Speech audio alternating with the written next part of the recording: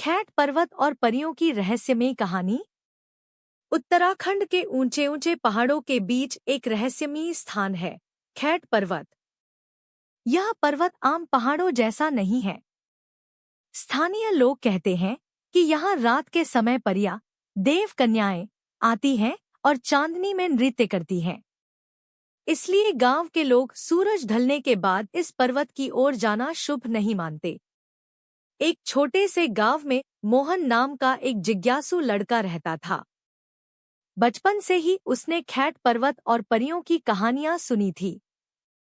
उसके मन में हमेशा एक सवाल रहता, क्या सच में परियां होती हैं?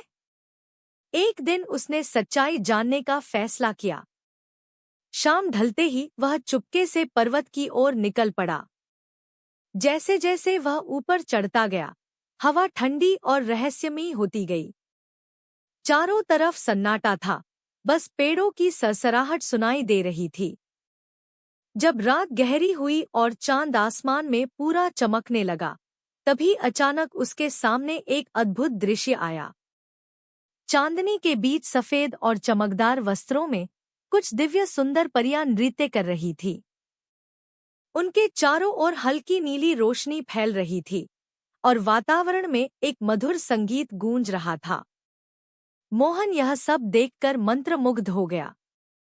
लेकिन तभी एक परी ने उसे देख लिया।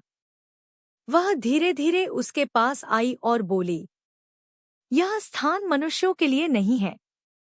तुमने साहस दिखाया है, लेकिन अब तुम्हें वापस जाना होगा।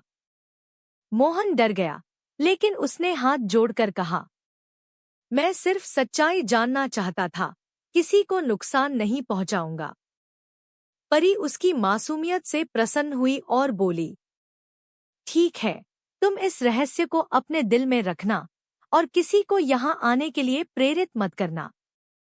अगली ही पल सब कुछ गायब हो गया।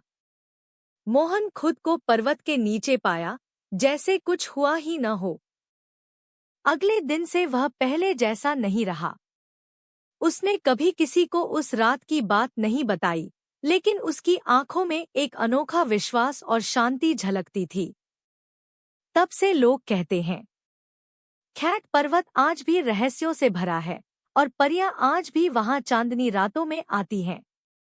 कहते हैं हर रहस्य को जानना जरूरी नहीं, कुछ चीजें विश्वास और सम्मान के लिए होती हैं।